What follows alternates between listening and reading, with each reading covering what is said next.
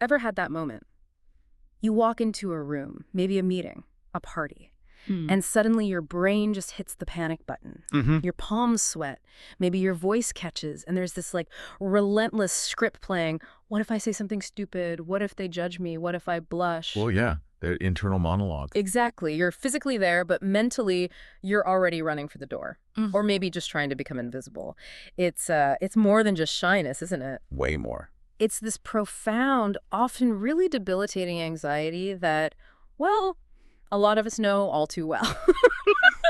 Today, we're going on a deep dive into social anxiety, how it takes hold, why it feels so sticky, and most importantly, how you can navigate any situation with, hopefully, a bit more ease. Yeah, and we're not just talking theories here. No, definitely not. We want to give you practical, powerful insights, stuff drawn from decades of understanding how our minds work. Insights that can genuinely shift your experience in social settings. Look, this isn't about, eliminating every single jitter you might ever feel. Right, that's probably not realistic or even desirable sometimes. True. It's more about transforming that overwhelming fear into something more like manageable discomfort and ultimately into genuine confidence. Yeah, absolutely.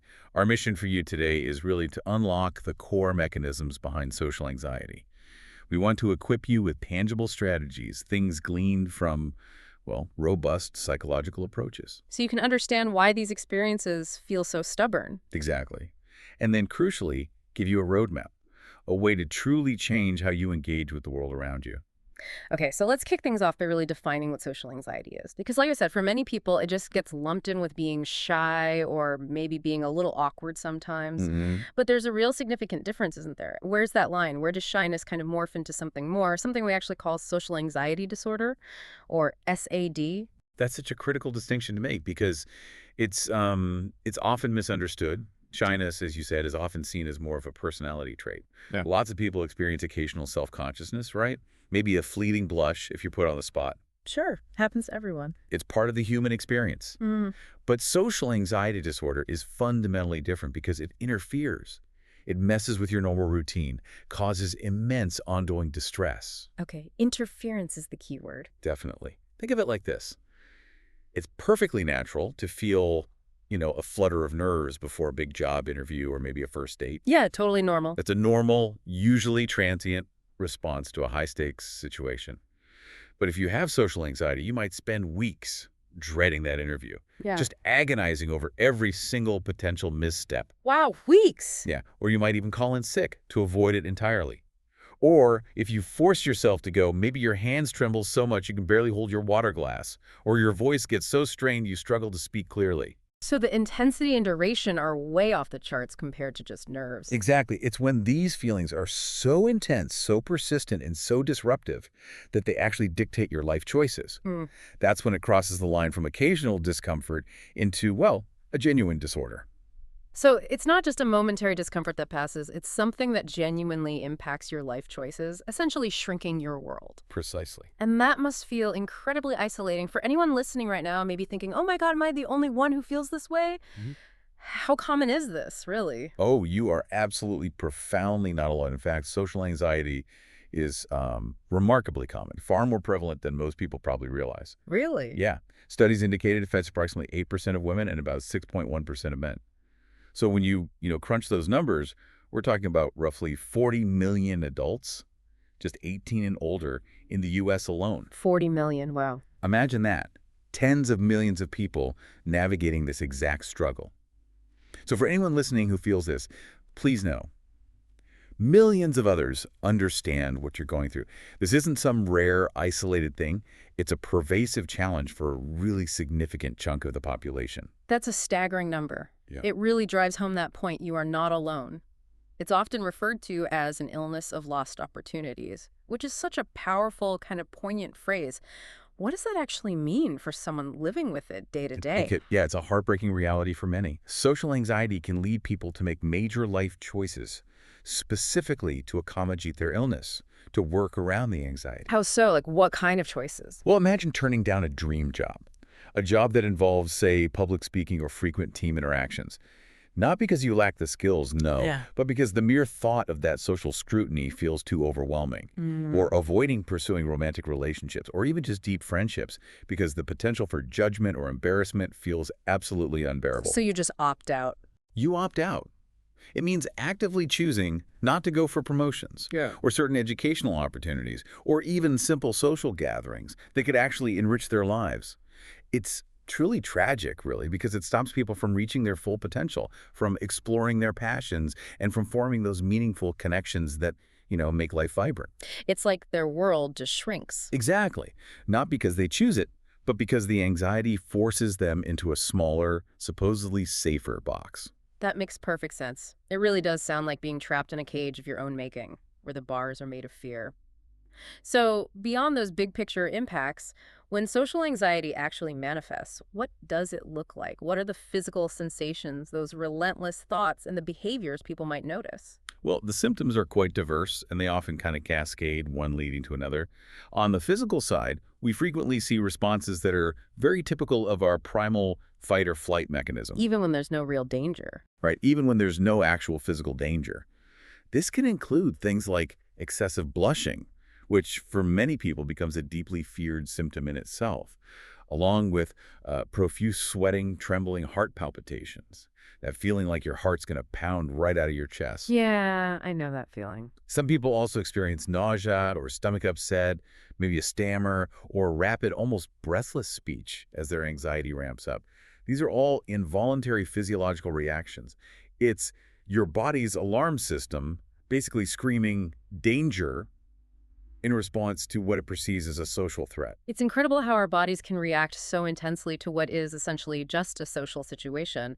What about the mental landscape then? What are the core fears and the thoughts that go along with those physical sensations? Absolutely. And the cognitive and emotional symptoms are truly at the core of the experience, really driving it. The central fear for individuals with social anxiety is almost always being the focus of attention or behaving in a way that they believe will be embarrassing or humiliating. Not just that it might be, but that it will be. Exactly. It's this conviction. And it isn't just a fleeting thought. It's a constant, often debilitating loop of negative anticipation. For instance, you might be at a party trying to have fun, but your mind is just consumed by the fear that you'll spill your drink or say something incredibly foolish, and then everyone will laugh or judge you. That sounds exhausting. It is. This pervasive fear then triggers that cascade of anxiety symptoms we talked about, and in situations of really intense fear, it can even escalate to full-blown panic attacks, which are incredibly distressing and disorienting for people. And how does this translate into actual behavior? What do people do in social situations when they're feeling this way? Are there clear, observable actions? There definitely are. The behavioral responses are often quite noticeable, though sometimes they can be subtle. You might see people averting their gaze, really struggling to make eye contact, or showing fewer facial expressions than someone who's comfortable, almost like they're trying to blend into the wallpaper. Trying to be invisible again. Right. They often have difficulty initiating conversations, let alone maintaining them. They feel like they're constantly searching for the right thing to say or terrified of awkward silences. And sadly, a really significant behavioral response, particularly if the anxiety is undiagnosed or untreated, is self-medication. Ah, right. Using substances. Exactly. This often involves using alcohol or sometimes other drugs to try and reduce their fears and inhibitions in social settings, to take the edge off. This can, unfortunately, spiral into serious substance abuse issues, which just compounds the original problem and creates an even more complex challenge. So it's this deeply rooted problem that just spirals physical, mental, behavioral facets, all reinforcing each other. Which brings us to our next big question. Why? Why does social anxiety feel so stubbornly persistent, so sticky? Why do these patterns keep going, even when intellectually someone might know their fears are probably exaggerated? How does this vicious cycle really take hold and keep itself going? Well, what's truly fascinating and often really counterintuitive is that the very ways people try to cope with social anxiety often end up reinforcing it. It's a trap. How does that work? When individuals anticipate feeling social anxiety in a particular situation, they tend to respond in one of two fundamental ways. The first, and perhaps most obvious, is complete avoidance. Just don't go. Exactly. They simply steer clear of the situation altogether. Maybe they don't apply for that promotion that requires public speaking, or they consistently turn down invitations to parties or networking events. This avoidance provides immediate short-term relief. Ah, the payoff. Right. Which is incredibly reinforcing for the brain. It's like hitting the off button on the anxiety, and your brain quickly learns avoidance equals relief, so keep avoiding. Right, so the brain essentially learns the wrong lesson. It reinforces a behavior that ultimately limits your life. Precisely. But the critical downside, the real kicker, is that this prevents them from ever learning new, accurate information about the actual likelihood of their feared outcomes. They never get to test the reality of their fears. So those negative beliefs just stay there unchallenged. Exactly. They become entrenched. Now, the second response, and this is where the more subtle traps lie, is what we call entering with strategies. They might put themselves in the situation, but they engage in certain behaviors or mental acrobatics to try and make being in that situation somewhat easier or safer. And these strategies, which feel helpful, actually backfired, aren't they? That's the paradox you mentioned. What are those internal processes that keep the cycle spinning? That's it. There are three key internal maintaining factors that really keep this cycle going. The first is self-focused attention. Okay, what's that? Instead of genuinely engaging with the external environment, the person they're talking to, the flow of the conversation, the details of the room, their attention turns sharply inward. Like a spotlight on themselves. Exactly. They're constantly monitoring how they're coming across, how they look, what they're saying, how their body feels. Is my face red? Did I just say too many times? Are they judging how my hands are shaking? This intense internal focus prevents them from picking up on external evidence that would actually disconfirm their negative beliefs. Because they're too busy looking inward. Right. They might miss a friendly smile or a nod of agreement or genuine interest in what they're saying because they're too busy scrutinizing their own perceived flaws. It's like wearing blinders, but the blinders are pointed inward. You're so busy watching your own performance that you miss the actual show happening around you. That's a perfect analogy. You're so caught up in being the judge, jury, and executioner of your own experience that you miss the reality of the interaction. Indeed. The second factor is safety behaviors. These are specific actions people engage in to try and prevent those feared consequences. Like what kind of actions? Think about it. Averting eye contact, talking less, meticulously rehearsing sentences in their mind before speaking, censoring what they're about to say to make sure it's safe or perfect, hiding their face if they fear blushing, staying on the edge of groups, or, as we mentioned, using alcohol. Okay, those sound like sensible precautions if you're scared. They feel sensible. But here's the stunning paradox. These safety behaviors often backfire. They actually increase the likelihood of the very negative outcome they are trying to prevent. How? That seems incredibly counterintuitive. My instinct would be to cling to them even more tightly if I felt anxious. Can you give us another example of how doing what feels safe actually makes things worse? Certainly. Let's take someone who deeply fears saying something stupid or uninteresting in a conversation. Okay.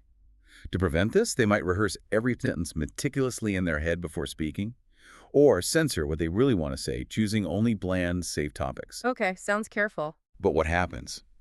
This often makes their speech sound stiff, unnatural, or hesitant, which then might make the conversation flow less smoothly or lead to those awkward pauses they were dreading. Ah, so the attempt to avoid awkwardness creates it. Precisely. The very thing they feared, appearing uninteresting or awkward, can become a reality because of their attempts to prevent it. Or someone fears excessive sweating. They might wear layers or keep their arms pinned to their sides. This can make them feel hotter, which induces more sweating, or they might appear rigid and unfriendly, leading others to subtly disengage. Wow. It's a vicious circle where the perceived solution actually perpetuates the problem. What feels like a protective shield is actually feeding the anxiety. It becomes a self-fulfilling prophecy. That's a profound realization. What feels like a protective shield is actually a self-fulfilling prophecy. And then there are those relentless, often negative thoughts, right? They seem to be the constant soundtrack to the whole experience. Yes, the third key factor. Negative automatic thoughts, ATs, and beliefs. These are those constant, intrusive, negative self-talk messages that just pop into your head, often just below conscious awareness. Like little darts of negativity. Exactly. They won't like me, I'll look stupid, everyone can see how nervous I am, I'm definitely going to make a fool of myself. These thoughts are often accepted as absolute facts, even though they are frequently distorted or just plain inaccurate. They feel true in the moment. They feel incredibly true. They become the truth that governs behavior, even if that truth is completely subjective and not actually based in reality. Okay, this is where it gets really fascinating. The science behind this loop, it's not just a psychological theory. There's actually robust research on how our attention works, or maybe malfunctions, in social anxiety. Indeed there is. We're talking about attention bias, and it's a critical area of research that helps explain why this cycle is so persistent. Socially anxious individuals tend to show a very specific pattern. Hypervigilance followed by avoidance. Hypervigilance, then avoidance. What does that mean in plain English? Okay, so it means they initially show increased attention toward negative social cues, like spotting a scowling face in a crowd, or what they interpret as a threatening facial expression. So they're quick to spot potential danger. Very quick. But then, crucially, they quickly turn their attention away from these cues. They disengage. It's like they're constantly scanning for danger. They spot something they interpret as a threat, and then they immediately look away from the very information that can help them evaluate if that danger is real or just a misinterpretation. So they spot a potential threat and then immediately look away, never giving themselves the chance to confirm or deny if it was actually a threat in the first place, like a quick glance and a snap judgment without any verification. Exactly. It prevents reality testing. Consider a common example we sometimes call the rejection cycle. A socially anxious person might be in a conversation and perceive, say, a slight frown or a momentary lack of eye contact from their partner. Their attention immediately registers this as rejection or disinterest. And in response, driven by that internal alarm bell, they might quickly avert their own gaze, or maybe mentally withdraw from the interaction, start planning their escape.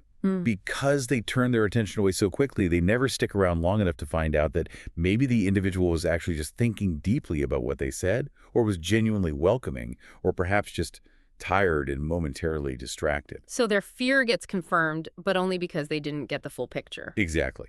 Their initial, often distorted belief of rejection is reinforced because they didn't gather the disconfirming evidence. The loop closes, making the anxiety feel even more valid next time. That's a perfect illustration of how these internal biases play out in real time, cementing those false beliefs. And you mentioned different kinds of self-focus earlier. Is there a specific type that really fuels social anxiety more than others? Yes, research does distinguish between different types. What seems to most strongly predict greater social anxiety is what we call public self-focus. Public self-focus. Yeah, this is a deep, often consuming concern for how one's actions are impacting others and what impressions other people are forming of them. Individuals with high public self-focus are constantly thinking things like, what do they think of me right now? Am I doing this right? Do I look okay? Can they see my hands shaking? So it's all about the external perception. Very much so. Other more private forms of self-consciousness, like focusing on your personal goals or internal physical sensations, might lead to other negative feelings. But it's that outward-facing concern for others' perceptions, that constant worry about judgment, that truly drives and sustains social anxiety. Okay, so what does this all mean when we zoom out a bit, look at the broader context? Are there evolutionary reasons or maybe developmental roots to why some of us might be wired this way? It feels like something so deeply ingrained sometimes, more than just a learned behavior. That's an excellent question. And yeah, evolutionary and developmental theories offer some pretty compelling insights that help contextualize this deeply human experience. From an evolutionary perspective, anxiety itself isn't necessarily a flaw. It's often adaptive. How can anxiety be adaptive? It feels awful. Well, think about it. Anxiety serves a protective function. It helps us understand what is socially acceptable and what isn't, which was crucial for group survival back in the day.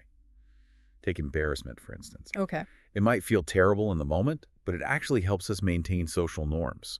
If someone makes a minor social faux pas and appears embarrassed, research actually shows they're often liked more by others. Really? Why? Because it signals that they care about social rules. They care about fitting in.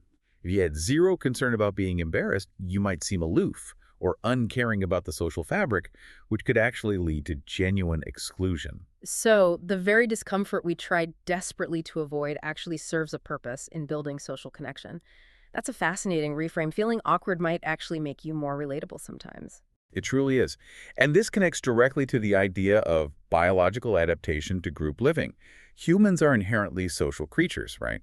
We evolved to live in groups for shared labor, protection, mating. Safety in numbers. Exactly. So any perceived threat to one's status within the group or any potential for exclusion could historically have had severe consequences, maybe even death. So our brains are kind of hardwired to be highly sensitive to social cues to detect potential threats to our belonging. It's like our brains are still running that old caveman software. Pretty much. Hyper alert for social predators. You know that feeling when you just said something a little awkward and your brain immediately jumps to, okay, pack your bags, time to find a new tribe. Yeah, I know that feeling. This is further explored in what's sometimes called exclusion theory. At its simplest, social anxiety might stem from a basic, fundamental human need to fit into a given social group to avoid isolation. The ability to detect subtle social cues, being physiologically sensitive to them, helps us anticipate and hopefully prevent rejection or criticism. So it's a survival mechanism? A survival mechanism? Absolutely, albeit one that can seriously go into overdrive in modern society, where the threat of social exclusion isn't usually life-threatening, but it feels just as catastrophic to the anxious brain. And what about individual development? Are there childhood factors that make someone more susceptible, or is it purely genetic, you think? Oh, absolutely. It's usually a mix. Our early experiences play a significant role. A fearful temperament from childhood can be a predisposition. Some kids are simply born more sensitive or reactive than others. Nature and nurture. Exactly. Beyond that, maybe underdeveloped social skills can contribute. Or, paradoxically, even excessive parental overprotection. Overprotection, how does that contribute? Well, it can prevent a child from developing their own independent social coping skills and resilience. If a child is never allowed to navigate minor social bumps and scrapes on their own, they don't build confidence in their ability to handle them later. Makes sense. They don't learn, they can survive a little awkwardness. Right. Other factors could include a lack of emotional expression modeled in the home, or perhaps observing parents or caregivers exhibiting their own social fears, which can implicitly teach a child that social situations are inherently threatening. Even something called sensory processing sensitivity, basically, and a trait involving increased sensitivity of the nervous system to various stimuli can play a role, making someone more acutely aware of social situations and their potential pitfalls. All these elements can contribute to creating fertile ground for social anxiety to take root. Okay, so we've really mapped out the problem landscape here. From the subtle symptoms to the profound impact, how it gets maintained by those tricky safety behaviors and self-focus, and even how understanding its evolutionary roots gives us a fresh perspective. We've painted a pretty clear picture of the challenge. The good news is there's a powerful evidence-based roadmap to navigate this. So let's dive deep now into cognitive behavioral therapy, or CBT, and specifically how it offers practical, tangible solutions. Right. CBT offers a highly structured, yet remarkably flexible approach. What's really compelling about this particular treatment program for social phobia is its collaborative and scientific nature. It's not a rigid, one-size-fits-all solution. It's tailored. Very much so. Therapists tailor it to each patient's unique presentation of social anxiety, even integrating work on co-occurring conditions like depression when that's applicable. Yeah. And the emphasis isn't just on, sitting and having an intellectual discussion about your problems. It's really focused on experiential learning. Meaning actually doing things. Exactly. Actually doing things that challenge your beliefs in real time out in the world. It's about learning by doing, not just by talking. That makes perfect sense. It's one thing to understand something intellectually, but it's a whole different ballgame to truly feel and experience a different reality. How does that collaborative journey begin in CBT? It begins right from the get-go with what we call the model of social phobia. In the very first session, typically, the patient and therapist collaboratively build a personalized model of their own social anxiety. Their own unique version. Precisely. This isn't about the therapist saying, here's the diagram, fit yourself into it. No, it's about illuminating their specific patterns, their unique avoidance behaviors, their typical automatic thoughts, their physical symptoms, the particular safety behaviors they rely on, their level of self-focused attention, and how they see themselves, their self-image. So it's like creating a personalized blueprint. Exactly. A unique map of your anxiety. The goal is to accurately represent their experience, making them an active participant, an expert on their own anxiety right from the start. That sounds like a brilliant way to empower someone immediately, getting them to understand their own system. And then there's this specific technique you mentioned earlier that sounds truly groundbreaking, almost like a revelation for many people, the safety behaviors experiment and video feedback. What exactly is that, and how does it work to shift perspective so dramatically? Yes. This experiment, typically done early on, often in session 2, is indeed one of the most powerful and, frankly, enlightening components of CBT for social anxiety. Its primary purpose is to experientially demonstrate to the patient two critical things. Okay, what are they? First, the detrimental impact of their own self-focused attention and their use of those safety behaviors we talked about. And second, perhaps even more importantly, that their belief about how they come across to others is often significantly different from the actual reality. They see the disconnect. They see it, often dramatically. Yeah. And this is particularly reinforced through the video feedback and sometimes getting direct feedback from a neutral participant in the interaction. It's really about helping them see themselves through an objective lens rather than that distorted, anxious internal one. Okay, I'm intrigued. How do you actually set up such a potent experiment? What are the steps involved? Right. So we begin by collaboratively selecting a social interaction that is moderately difficult for the patient. It shouldn't be so easy that it causes zero anxiety, but definitely not so overwhelming that they feel completely paralyzed. A common example is just a simple 5-minute conversation with a Confederate, maybe a neutral research assistant, or someone specifically trained to interact calmly and naturally. Okay, a controlled interaction. Exactly. Then the patient clearly articulates their specific feared outcome in this situation. What are they most afraid will happen? Is it excessive blushing, saying constantly, appearing totally boring, trembling uncontrollably? If it's blushing, for instance, we might even have a red piece of paper nearby for a visual comparison later, just to make the feared outcome really For tangible. concrete. Then, before the interaction, the patient makes several predictions on a 0-10 scale. How anxious do they expect to feel during the interaction? How anxious do they expect to appear to the other person? How well do they think they'll perform overall? Like, how coherent will they sound? And what's the likelihood of any other specific feared negative consequences happening? So they put their fears down on paper. Precisely. And crucially, they also identify 1 or 2 key safety behaviors they typically use in this exact kind of situation. Those behaviors we discussed, like avoiding eye contact, keeping their hands hidden, or meticulously rehearsing sentences in their head. Okay, so they've set their own parameters, identified their usual coping mechanisms, and made concrete predictions. Then what happens? The interactions begin. Then come the 2 interactions, which are the core test, done back to back. First is interaction 1 with safety behaviors. The patient is explicitly instructed, go into this conversation, pay careful attention to how you are coming across, try to look as good as possible, and fully engage those safety behaviors you just identified. So they deliberately do the things they usually do to feel safe. Exactly. They might be mentally rehearsing, trying to hide their hands if they tremble, carefully controlling their voice, whatever their specific safety behaviors are. And afterwards, they rate how self-focused they felt during that interaction. Okay, an interaction. Immediately after, we do interaction 2, without safety behaviors. The instructions here are the complete opposite. Okay, now, go back in for another 5 minutes.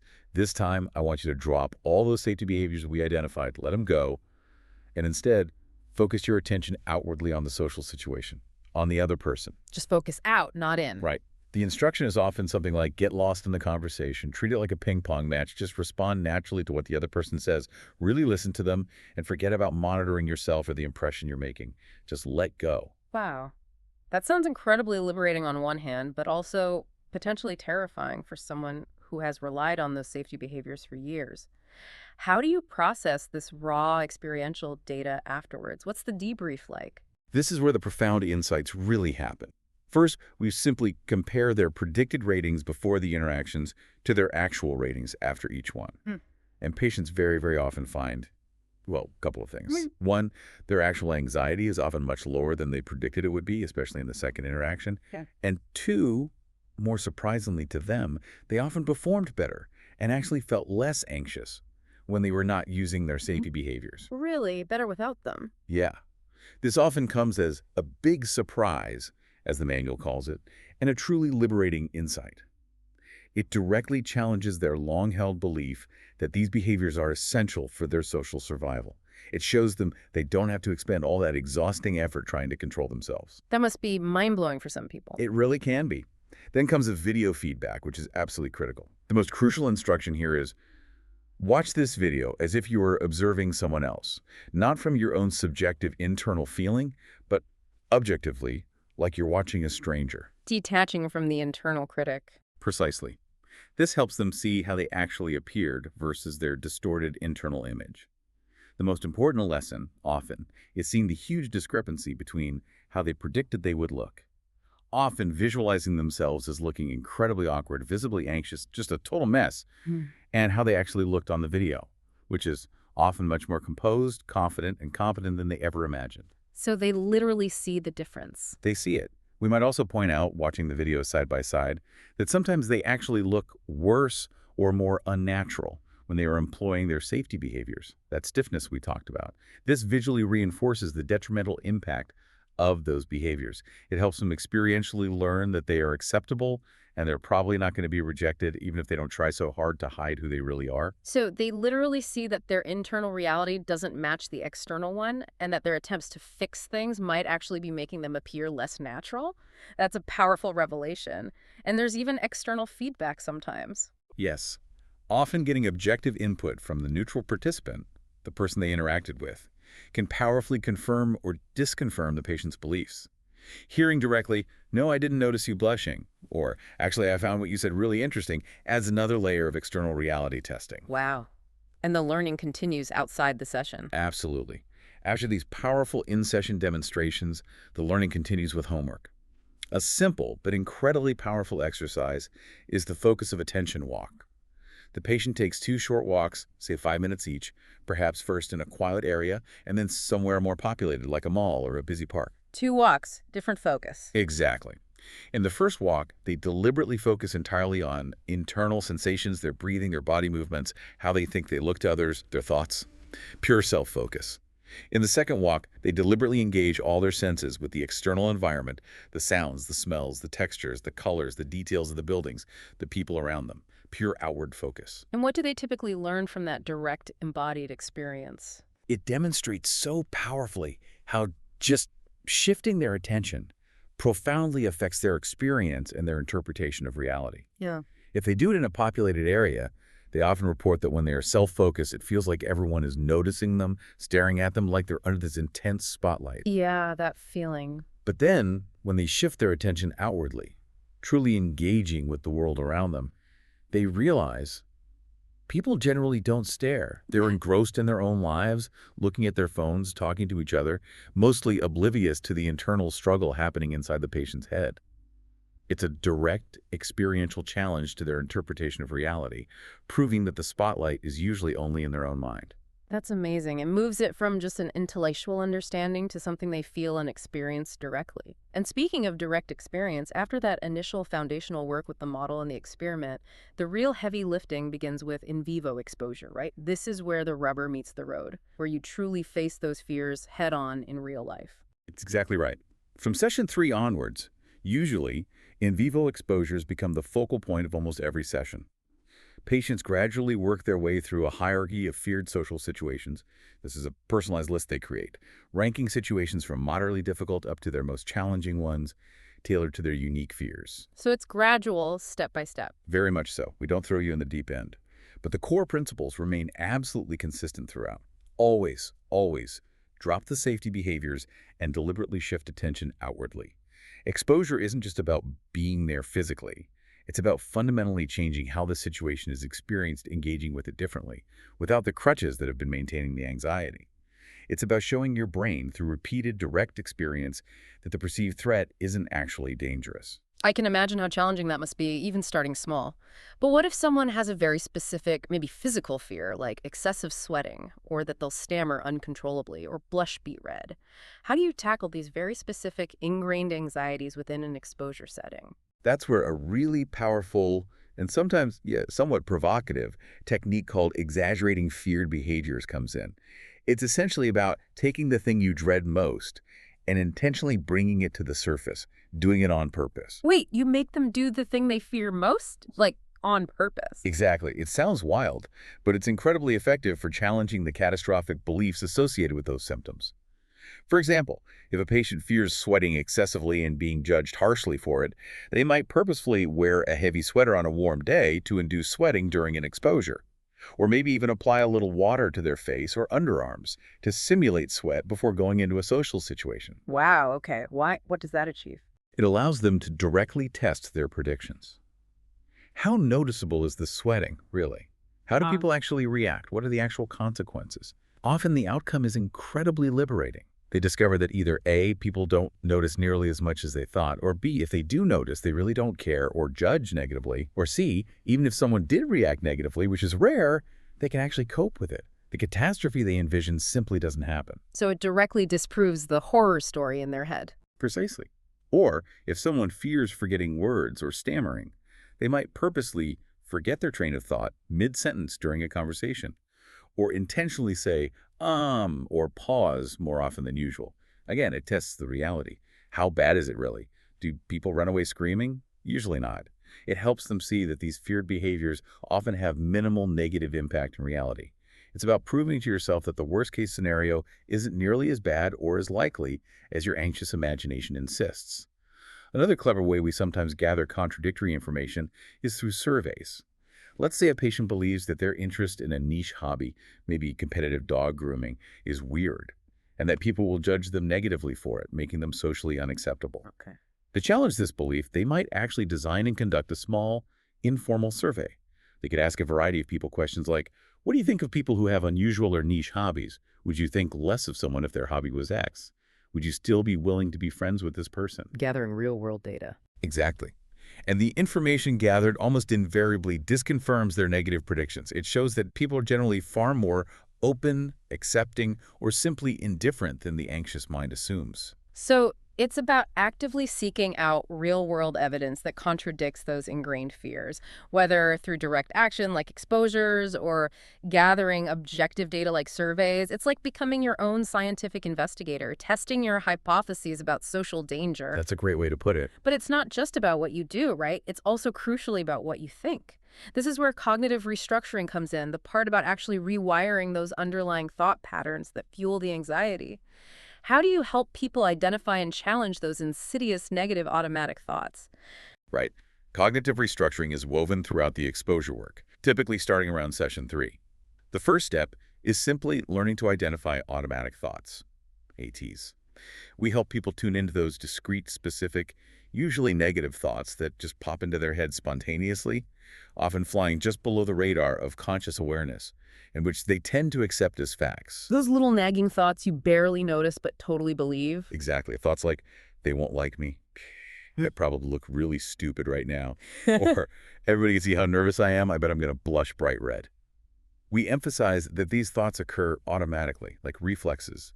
And crucially, just because you have a thought, it doesn't automatically make it true. Like thinking the world is flat doesn't make it flat. Precisely. Our brains are brilliant thought-generating machines, but not all of those thoughts are accurate reflections of reality. Many are just noise or old habits. Okay, so step 1 is catching the thoughts. What's next? Once we start catching these immediate thoughts, we then shine a light on how they're often twisted or distorted. Think of these as common glitches in our mental software, cognitive distortions. Providing vivid examples helps patients start recognizing these patterns in their own thinking. It's like giving them labels for the tricks their mind plays on them. Shall we unmask a few of the usual suspects? Yeah, let's do it. I have a feeling some of these might sound familiar to people listening. Okay, first up, all or nothing thinking, also called black and white thinking, seeing things in rigid, extreme categories. If my speech isn't absolutely perfect, then I'm a total failure. Or if I don't get invited to this one party, it proves I have absolutely no friends. There's no middle ground, no shades of gray allowed. Right, so a single perceived flaw means total, utter failure no matter what else went well. It completely erases any nuance or partial success. Exactly. Then there's overgeneralization, taking a single negative event and blowing it up into a never-ending universal pattern of defeat. I messed up that one conversation, therefore I'll always mess up conversations and I'll never be good at small talk. Or, I didn't get that job, so clearly I'll never succeed at anything I try. One bad experience dictates all future ones, casting this long, dark shadow. Like seeing the future through one bad moment. Then mental filter. This is like having negative tunnel vision. You pick out a single negative detail and dwell on it exclusively, so it darkens your entire perception of reality, making it impossible to see anything positive. Like a single drop of ink discoloring a whole glass of water. Perfect analogy. Yeah. You focus intensely on that one awkward pause you made, or that one person who looked away momentarily, and you completely ignore all the positive or neutral interactions that happen right alongside it. You filter out all the good stuff. You completely overlook everything else, filtering out all the good. It's like selective hearing for negativity. Precisely. Next up, jumping to conclusions. This one has two common flavors. First, mind reading. You arbitrarily conclude that someone is reacting negatively to you without actually checking or having any real evidence. They're definitely bored with me, I can just tell by the way they folded their arms, or she thinks I'm an idiot because I paused for half a second. You're convinced you know what others are thinking, usually negatively without any proof. Playing psychic, but only predicting bad thoughts. Right. And the second flavor is the fortune teller error. You anticipate that things will turn out badly, and you treat that negative prediction as an established fact even before anything has actually happened. I just know this presentation is going to be an absolute disaster before I even get up there, or I just know I'm going to embarrass myself horribly at the office party tonight. You're predicting a negative future and then acting as if it's already come true. Living the failure before it even has a chance not to happen. Exactly. We also have magnification, often called catastrophizing or minimization. This is like using a binocular trick. Yeah. On reality, you wildly exaggerate the importance of your mistakes or perceived flaws while simultaneously shrinking your own desirable qualities or successes. Blowing up the bad, shrinking the good. Right. For instance, I made one tiny typo in that email. Now everyone in the company thinks I'm completely incompetent and my career is basically ruined. That's magnification or catastrophizing. Or, the flip side, oh, I only got that promotion because I got lucky. It's not because I'm actually skilled or worked hard for it. That's minimization of your own worth. You make mountains out of molehills for your own errors, and molehills out of mountains for your strengths or achievements. It's such an unfair distortion of reality. It really is. Yeah. Then there's emotional reasoning. Believing that because you feel something strongly, it must automatically be true. I feel really anxious right now, therefore I must be in serious danger, and I probably look ridiculous to everyone. So feelings equal facts. Essentially, yes. Your emotions become your sole, infallible barometer of truth, regardless of any objective evidence to the contrary. And the notorious should statements, having rigid, inflexible rules about how you or others should behave, often leading to intense guilt, shame, or anger. I should be outgoing and charming and witty at this party. Anything less means I'm a failure, or they should know better than to interrupt me like that. For yourself, these shoulds often lead to immense guilt and self-criticism when you inevitably fall short. When applied to others, they often lead to anger and resentment when people don't meet your unstated, rigid expectations. Setting yourself and others up for failure with impossible standards. Pretty much. And finally, personalization. Seeing yourself as the primary cause of some negative external event for which you weren't actually primarily responsible, taking undue blame or responsibility. Like thinking everything bad that happens is somehow your fault. Exactly. The team meeting went badly because I asked that one slightly off-topic question, when maybe there are dozens of factors at play.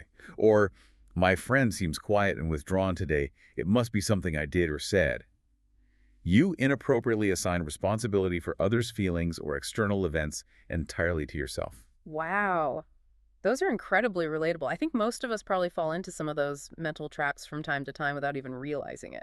Okay, so once you've helped someone identify these distorted automatic thoughts, how do you actually dispute them? How do you start creating a more rational, healthier response? This is where we introduce specific tools, primarily the dispute questions. These are crucial questions designed to challenge the veracity, the logic, and the usefulness of those automatic thoughts, to basically poke holes in the absolute certainty they often carry. Like cross-examining your own thoughts. That's a great way to think about it.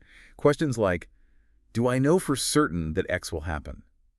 What evidence do I actually have that this thought is true? What's the evidence against it? Quote, could there be any other possible explanations for this situation besides my negative one?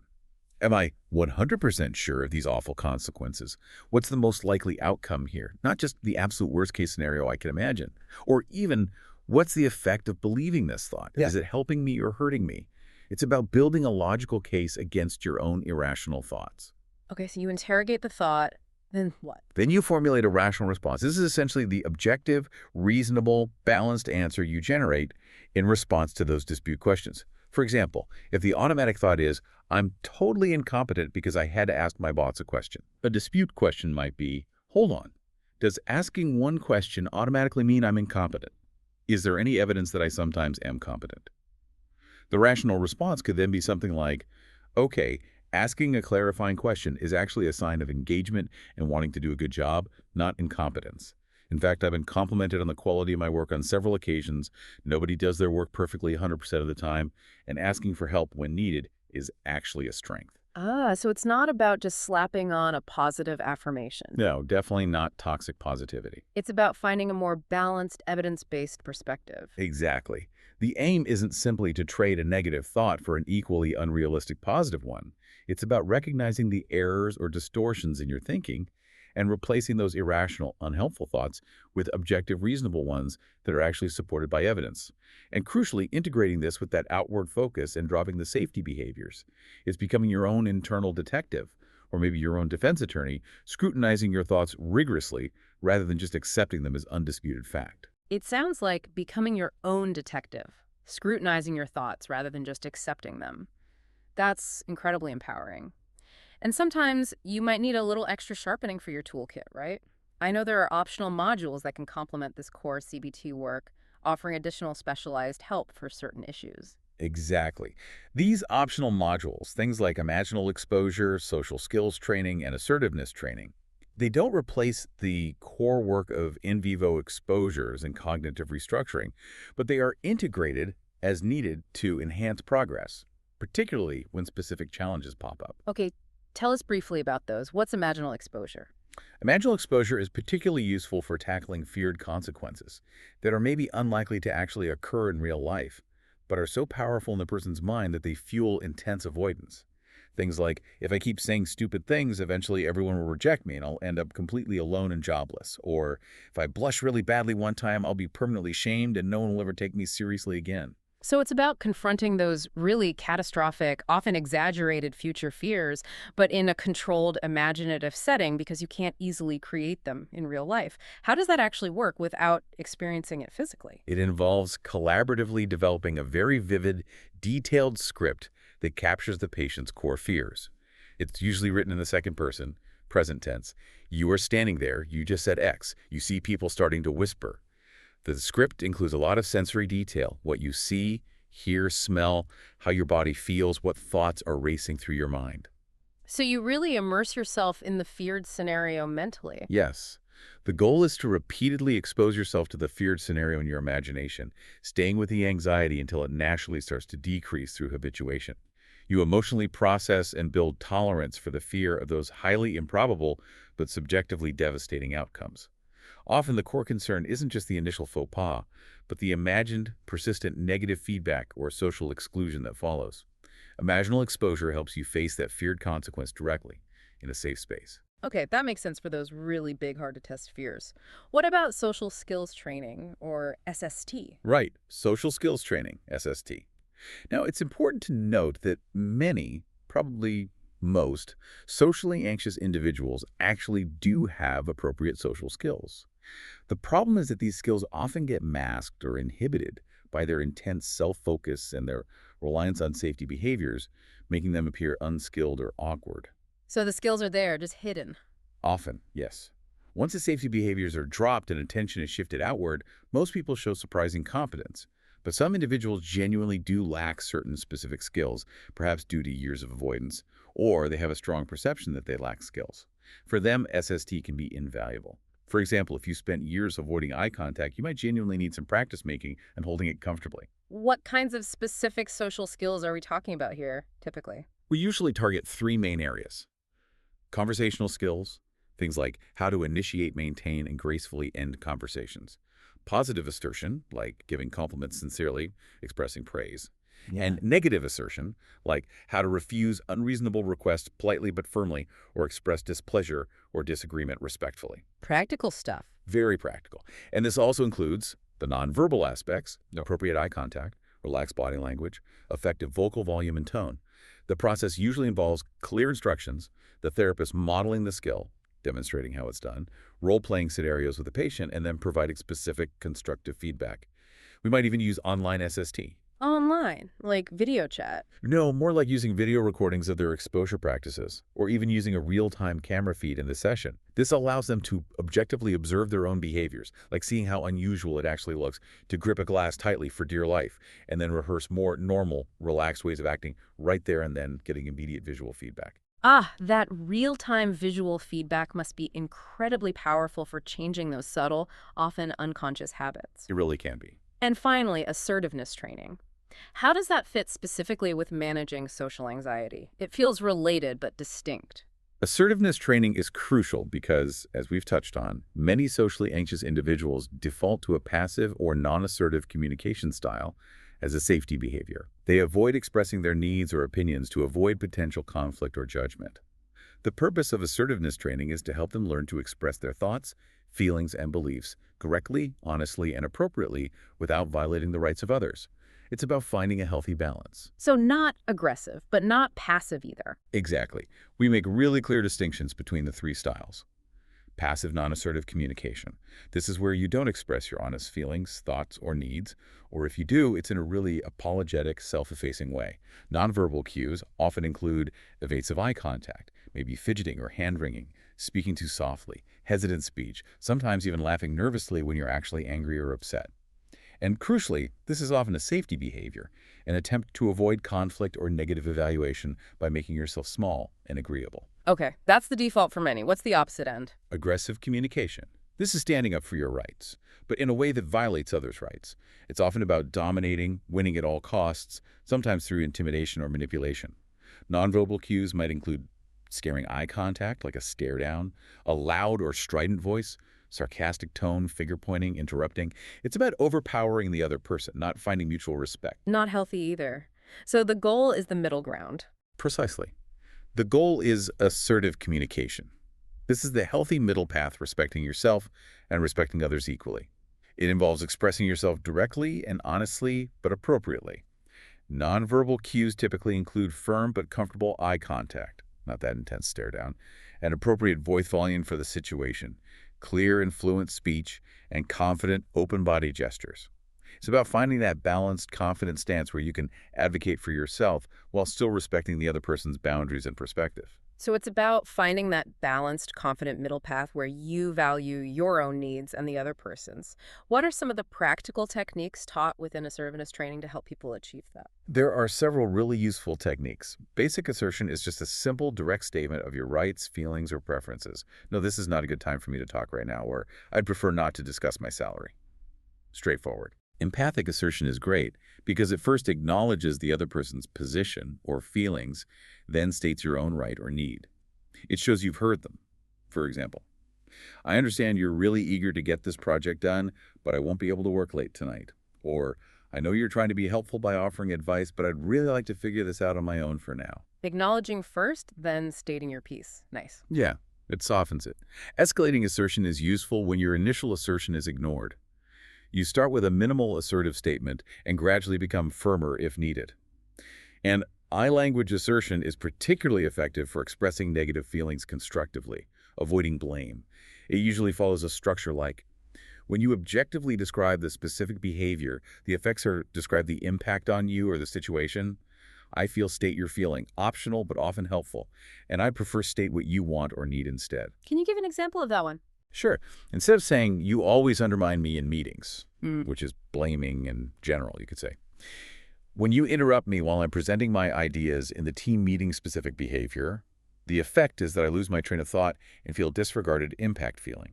I'd prefer it if you would let me finish my point before jumping in what you want. Much more constructive. Exactly. And all these skills are practiced rigorously in session, always with the emphasis on simultaneously draping those passive safety behaviors like speaking too quietly, avoiding eye contact, or apologizing unnecessarily for having a need or opinion. This all sounds incredibly thorough. But it's clear this isn't a quick fix. It's really about building lasting change, transforming potentially years of ingrained patterns. So how do you help someone sustain this progress once the formal therapy sessions, say the typical 12 weeks, conclude? It really is like learning a new language. You don't just stop practicing after the lessons end, or you risk losing fluency, right? That's a perfect analogy. You absolutely have to keep practicing. The formal treatment program provides the foundation and the tools, but the ultimate goal is always to equip you to become your own therapist, to continue the work independently long after the sessions finish. Being your own therapist, I like that. Yeah. A key part of this transition is goal setting, usually done in the final session or two. Patients work with the therapist to create specific, actionable, realistic goals for the future, say, for the next 2 weeks, 1 month, 6 months, and even 1 year following treatment. What kind of goals? They're practical, real-world application goals. Things like, within the next month, I will initiate a brief conversation with a new person at a social gathering at least once a week, or I will volunteer to give a short update at my team meeting within the next 6 months, or I will practice assertive communication with my difficult relative at least twice in the next 2 weeks.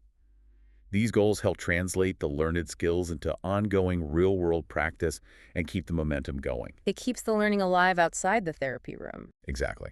And continued practice and monitoring are absolutely crucial. Homework isn't just for during the therapy. Regularly assigning exposure exercises and encouraging the continued use of self-monitoring forms like tracking automatic thoughts or safety behaviors provides continuous opportunities to use your new language, as the manual puts it. Like language immersion keeps you using it. Precisely. It's also really important to anticipate challenges. We remind people that these new skills and techniques won't necessarily be immediately available or feel perfectly smooth in the most difficult high-anxiety situations, especially early on. And that's entirely normal. It takes time and consistent effort, and occasional setbacks or slip-ups are just part of the learning process. The key is to view them not as failures, but as more data, more opportunities to learn, and keep applying what you've learned. That language analogy really sticks with me. Learning to apply these skills even under pressure, making them feel second nature. That sounds like true mastery. What's the ultimate vision of fluency in this new language of social confidence? How do you know when someone has really integrated these changes? Well, the powerful metaphor sometimes used in the field is that you'll eventually be able to argue under stress and dream in this new language. Wow. Argue under stress and dream in it. Yeah, it signifies true mastery, true integration. It means being able to access and apply these cognitive and behavioral shifts, even when you're under significant pressure, when your anxiety might naturally spike the ability to dispute a catastrophic thought, even when your heart is pounding, or to consciously choose to drop a safety behavior, even if every fiber of your being is screaming at you to use it. It means these new ways of thinking, feeling, and responding become so ingrained that they start to feel automatic, almost like your native tongue. They become your default, not the anxiety. So the goal isn't necessarily zero anxiety ever again. No, probably not. Yeah. That's likely an unrealistic expectation for most humans, frankly. Even the most outwardly confident people feel nerves sometimes.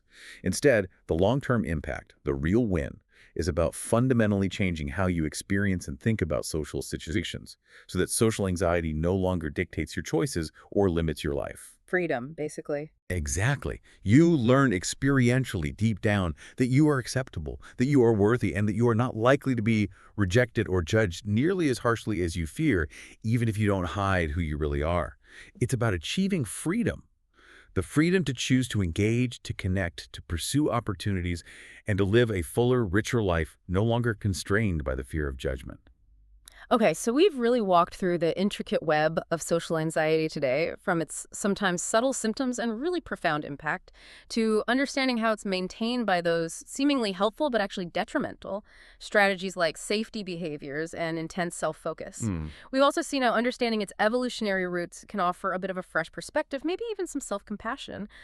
Most importantly, though, we've laid out a powerful evidence-based roadmap using cognitive behavioral therapy, starting with that enlightening safety behaviors experiment and video feedback that really challenges your perception of yourself. That reality check. Exactly. Moving through the transformative power of facing fears with in vivo exposures, learning to rewire your thoughts with cognitive restructuring, and adding practical skills like social and assertiveness training to your toolkit. The whole journey seems to be about recognizing those distorted realities, bravely dropping the strategies that aren't serving you, and courageously stepping into new, more authentic ways of being in the world. Beautifully summarized. So here's a final thought to leave you with. If your mind has been convinced for years, maybe decades, that avoiding social scrutiny is your only viable option, and that your internal feeling of fear perfectly reflects how you truly appear to others, what other deeply held beliefs, perhaps about yourself or the world, might also be ready for a gentle, yet maybe profound challenge? Ooh, that's a good one. What new possibilities might open up for you when you realize that perhaps your own self-perception, that internal critic, has been the biggest hurdle all along, and that the path to freedom often lies, paradoxically, in doing the very thing you've been systematically avoiding? That's definitely something to chew on. We really encourage you to reflect on what we've discussed today. Perhaps you'll just start observing your own patterns with a little more curiosity, or maybe even experiment with a tiny shift in your focus of attention next time you feel that familiar wave of unease rising. The path to navigating social situations with more ease and confidence is undoubtedly a personal one, unique to each individual, but it always starts with that single, informed step forward. Thank you so much for diving deep with us today. Thank you. Until next time, keep exploring, keep learning, and keep thriving.